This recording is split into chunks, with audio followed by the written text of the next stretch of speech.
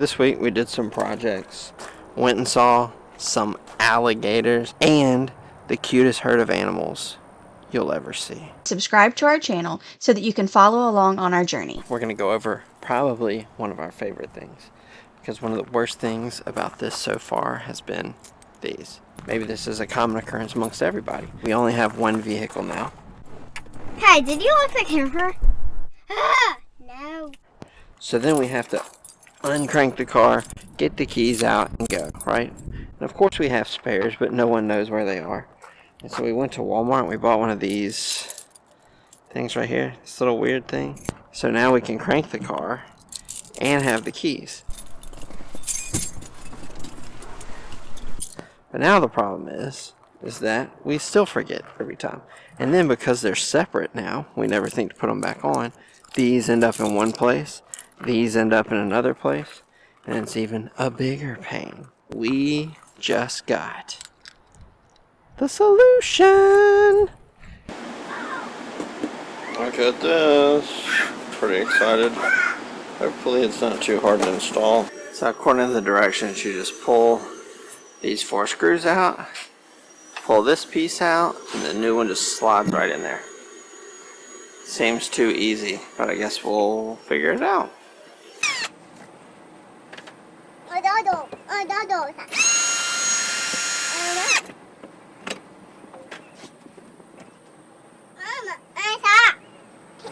Not really a lot to that.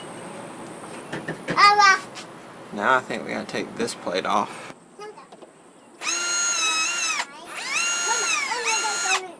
So now we have to slip this one through, pulling the battery through. So hopefully, I think it's gonna be tricky if we do it like this, because this has to come through here into the hole on the back side goes here. There we go. That's a good sign. We've heard so many good things about these locks, so we're excited. Yeah, we do have keys to it, but we're excited to have codes. The keypad there, we'll be able to program a code and just punch in our code and everybody will be able to get in. Okay, so now he's going to just tuck that in, making sure not to get the wires pinched, you know, to the battery there, which looks like there is some room there, so it doesn't look like it's going to be hard. It's just figuring out the spot to put them in. And our little helpers making sure that we keep all the parts together, right? You do have keys. That is a key. And there are key fobs. So that'll be nice. Alright, it took 2 hands, or 2 people anyways, one holding it securely and the other person using a screwdriver to put those screws in. But they're in. Alright, the default code is 1234. Lock. Okay. Unlock. Ooh, fancy, fancy. Alright, in a crazy turn of events, every code that we've thought of includes either a 0 or a 9. There's no 0 or 9 on this keypad, so that's fun. So we're really racking our brains here to come up with a 4-digit code. Alright, so we've programmed our new code. We finally thought of something. So we can put in the code and press the lock button, or you can just press lock and hold it. And it's locked now. If you want to turn off the beep, you can hold down the 1 button. I think we're going to keep the beep on so that if the kids were to lock, we'll be able to hear that it's locking. Alright, so now we are going to do the key fobs. So first we had to turn this switch to on, and then we have to press and release the fob learn button. And then press and release the lock button on the remote until the handle does something. The lock button with a long beep. Finally, press the lock or unlock button to confirm that it was successful. Oh, that was super easy. Cool. So we finished. It feels good. Not much bigger than the last one. I think the last one probably stopped right about here. So super easy. It's nice. I think it actually even shuts better. I don't know if that's coincidence or what. Super easy to install. The other day we pulled up to the camper and I clicked to unlock and it unlocked. And I was like, oh wow, you know, quite a bit of distance. So now I've been just playing, right, to see how far will this thing go. And so from here it works, right? I don't know if y'all will be able to hear it, but I don't know if you heard that, but it just went off. Our camper is, that's the door right there. I'm blown away. My mind is blown. RV Lock. RVlock.com. Go check that out. The thing's awesome. We're at Cajun Encounters. We're going to do a swamp tour. A swamp tour. A swamp tour this morning.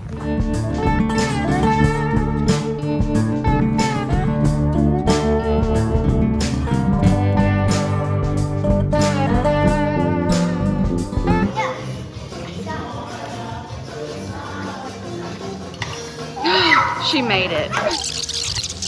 I got it on camera too.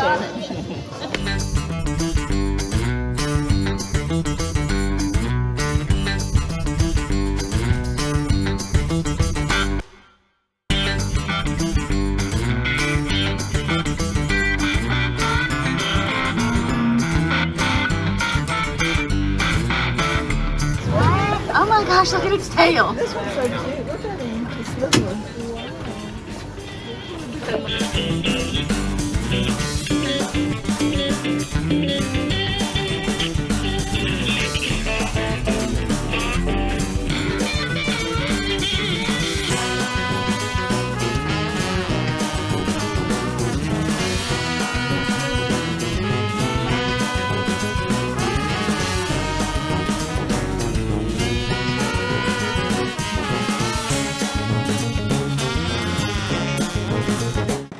Having, I don't want to say issues, but we bought these gauges. I don't know if you can see that. It's almost like it shows it at a certain rate for way longer than it could actually be that rate. So it'll get stuck like midway up, and then all of a sudden it'll go completely down to empty. So I got it. It's the Mopeka Pro, and it sits on the bottom of your tank. The other one's empty. So I'm going to put it on this one, and hopefully it'll read. So we'll see. And then the other thing that I know, that when I watch other people talk about full-time RV living, especially in the winter, they make it sound like they go through a lot of propane. Granted, we've been in Mississippi, so we probably haven't had to use the heater like other people, but it seems like our propane lasts a really long time. But it's making us question what the meter says. Hopefully this one will be a little more accurate.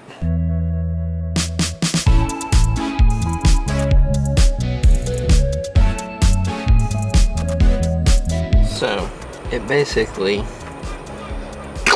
attaches right there.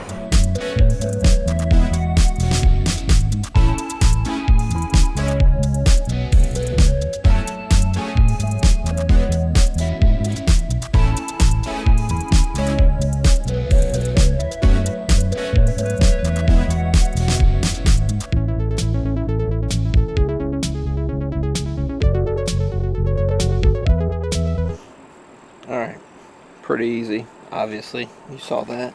It's really just a magnetic sensor. You put some dielectric gel on the sensor piece, turn it on. It's got an app for your phone. See that? It'll tell you how much you have left. You can set your tank size. We put 30 pounds for this one. And then also, I think coolest thing is you can set your alarm threshold. So we have it at 20%. So when this tank gets down to 20%, it will send an alarm to Sarah's phone, and then we'll know, okay, we need to look into getting it redone. And installation was super easy. It's really just these spacers, because I don't know if you know, but the bottom of the tank is rounded, so if the sensor's in here, at least for ours, it actually sticks out a little bit. So if we didn't have these spacers in there, you could crush the sensor. But other than that, I mean, it's magnetic. You put that little bit of gel on it, and then you download the app, which took all of 2 seconds. We're at 74% now, which if we think back to what the gauge said, seems like that's probably pretty accurate. Did have to make one adjustment. If your RV is like this, where it's just sitting on this one plate, I had to move the spacers to make sure that they were actually on the plate, because at first this one was on the plate, but then one of these was hanging off. So other than that, it works. So 74%, you can see this one. I mean, maybe that is 74%. Maybe as this one sends us alarms, we can check to see how well that one's doing. I decided to paint the trim. I hate painting, but I don't like this trim. I wanted to replace it with like 1x4, you know, stained, or 1x6 boards. But I went to go pick them out one day, and I just realized that's going to be a lot of extra weight. Like, these things are super thin. They don't hardly weigh anything. Some of them are made from, like, I think cardboard. So they're really thin and really light. So I decided we were just going to keep them. And actually I'd already taken them off and had to put them back on. So Clint was excited about that. There's just so much wood grain in here that I decided that I was going to paint these. But I couldn't decide on a color. And my sister said that I needed to go with white. But I felt like white was trying to make them blend with the walls. So I decided that black, I don't know, would look better, hopefully. I am using a chalk paint because it's very forgiving. Alright, I just finished the third coat in here. As you can see, some spots are dry and like in the grooves and stuff are not. It dries really quick. This is still wet. This is the last spot I did. So I think it's pretty much done. Finally, good news. We have been waiting for 8 weeks for our 1,000 Trails membership to come through. I know we keep saying, oh, we're waiting, we're waiting. It's finally done today. Starting early February, we will be hitting the road to go up the East Coast.